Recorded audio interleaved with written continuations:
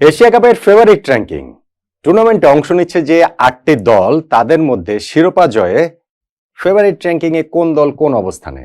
1, 2, 3, 4, 5, 6, 7, 8।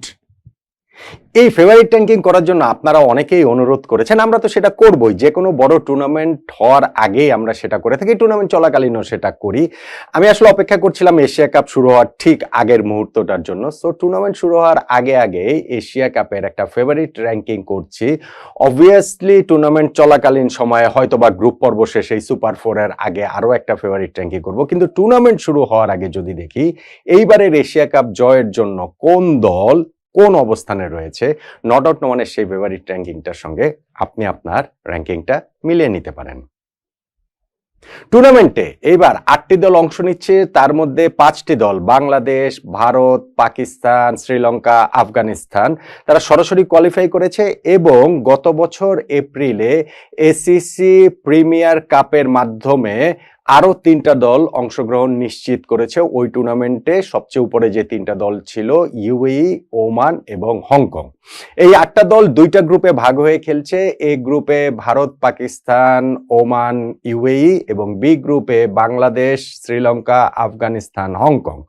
প্রতিটা গ্রুপের দলগুলো অন্য দলগুলোর সঙ্গে একটা করে ম্যাচ খেলবে, অর্থাৎ 3টা করে ম্যাচ খেলবে। এর মধ্যে পয়েন্ট টেবিলের শীর্ষ দুটো দল দুই গ্রুপ থেকে 2-2 4টা দল সুপার 4-এ কোয়ালিফাই করবে এবং সেই 4টা দল আবার সবার সঙ্গে একটা করে ম্যাচ খেলবে এবং ওই 3টা ম্যাচের প্রত্যেকটা দল যে খেলবে ওই রেজাল্টের ভিত্তিতে সবচেয়ে উপরে যেই 2টা দল থাকবে সেই 2টা দলই এশিয়া কাপের ফাইনাল খেলবে। ফলে নট নেসেসারিলি যে এইটা একেবারে শক্তিমত্তার বিচারে 1, 2, 3, 4, এটা শিরোপা জয়, ট্রফি জয়ের হিসাবে আসলে 1, 2, 3, 4, 5, 6, 7 কোন দল কোথায় রয়েছে আমার সঙ্গে আমি আসলে সেই আলোচনাটাই করছি। 8 নম্বরে ওমান, পেছন থেকেই আসলে শুরু করি। ওমান 8 নম্বরে, তারা ওই এসিসি প্রিমিয়ার কাপে ফাইনালে উঠেছিল এবং ওর মাধ্যমে কোয়ালিফাইটা নিশ্চিত করেছে তারা। এই প্রথমবারের মতো এশিয়া কাপে খেলছে ওমান।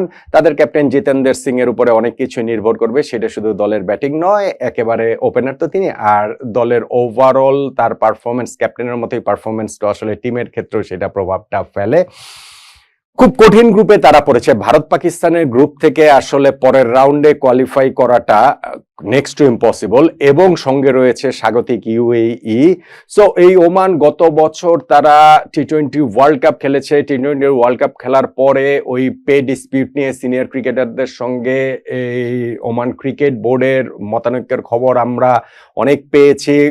টি-20 ওয়ার্ল্ড কাপের প্রাইজ মানি ডিস্ট্রিবিউশনে অনেক এরকম নেতিবাচক খবর হয়েছে। সো সবকিছু মিলে দলটা যে খুব ভালো শেপে রয়েছে তা নয়, ফলে তাদেরকে আমি 8 নম্বরের উপরে কিছুতেই রাখতে পারছি না। 8 নম্বরে ওমান।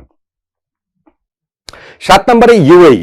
দেখুন 7 নম্বরে ইউএই এই কারণেই যে এই গ্রুপ থেকে পরের রাউন্ডে যাওয়াটা তাদের জন্য আসলে খুব কঠিন, যেহেতু শিরোপা জয়ের হিসাবটা করছি। তা না হলে হংকংকেই আমি এই জায়গাটাতে হয়তো বা রাখতে পারতাম, কিন্তু ভারত পাকিস্তানের গ্রুপে যেহেতু পড়েছে ফলে ইউএই কে এখানে আমি 7 নম্বরের উপরে রাখছি না। যদিও তাদের পারফরমেন্স সাম্প্রতিক সময়ে ভালো, বেশ ভালো। এই যে পাকিস্তান, আফগানিস্তান এবং ইউএই কে নিয়ে একটা ট্রাই নেশন টুর্নামেন্টটা মাত্রই তো শেষ হলো, সেইখানে গ্রুপ পর্বে 2-2 4টা ম্যাচই পাকিস্তান আফগানিস্তানের কাছে হেরেছে, কিন্তু ইউএই কিন্তু কঠিন ফাইট দিয়েছে। স্পেশালি আফগানিস্তানের বিপক্ষে ওই ম্যাচটা তো তারা জিততেই পারতো, মাত্র 4 রানে হেরে গিয়েছিল। তার কিছুদিন আগে বাংলাদেশের বিপক্ষে তারা 2-1 ব্যবধানে সিরিজ জিতেছে। ফলে এই মোহাম্মদ ওয়াসিমের নেতৃত্বাধীন এই দলটার সারপ্রাইজ দেওয়া, নিজেদের হোমে খেলবে, এটাও তো তাদের জন্য বিরাট একটা অ্যাডভান্টেজ। কিন্তু ওই যে গ্রুপটা তো ভারত পাকিস্তানের গ্রুপ।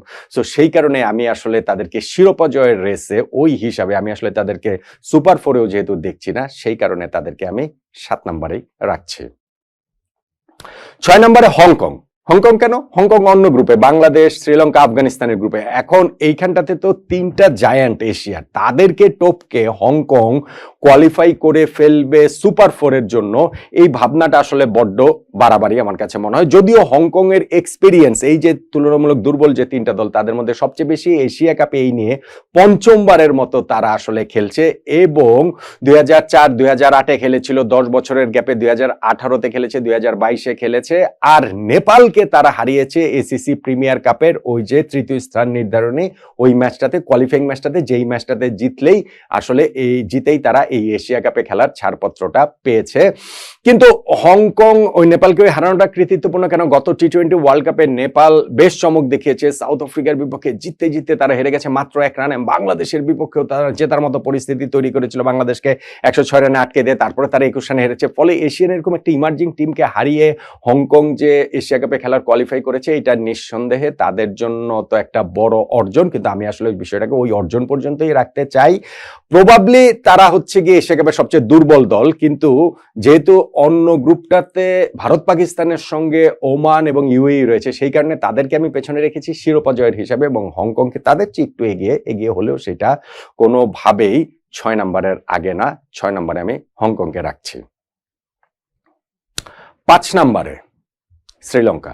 দেখুন, ওই 3টা জায়গা নির্ধারণ করাটা খুব সহজ, যে এই 3টা দল কোয়ালিফাই করেছে এবং তাদের পক্ষে আসলে সুপার 4-এ কোয়ালিফাই করাটাই খুব কঠিন। কিন্তু বাকি যেই 5টা দল রয়েছে সেই জায়গাটাতেই কিন্তু আসলে র্যাঙ্কিং এর আসল চ্যালেঞ্জটা। আমি শ্রীলঙ্কাকে 5 নম্বরে রাখছি। যদিও শ্রীলঙ্কা টি-20 ফরম্যাটে লাস্ট যে এশিয়া কাপ হয়েছে 2022 সালে, সেটার চ্যাম্পিয়ন তারা। যদিও এই শ্রীলঙ্কা লাস্ট এশিয়া কাপ 2023 সালে, যেটা 50 ওভার্স ফরম্যাটে হয়েছিল, সেইটারও ফাইনালে উঠেছিল। ফাইনালে অবশ্য কেলেঙ্কারি হয়েছিল, ভারতের বিপক্ষে মাত্র 50 রানে তারা অল আউট হয়ে গিয়েছিল।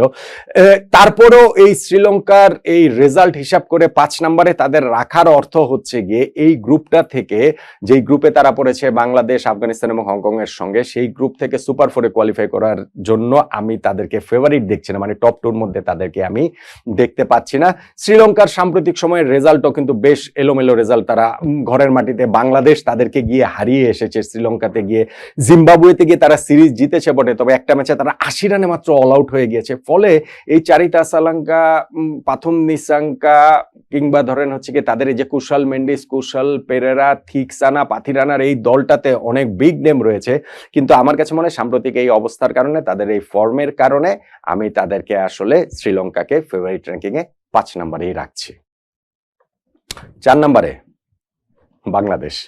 বাংলাদেশকে আমি মনে করছি যে এশিয়া কাপের এই গ্রুপ পর্ব থেকে অন্তত পক্ষে সুপার 4-এ বাংলাদেশ কোয়ালিফাই করবে।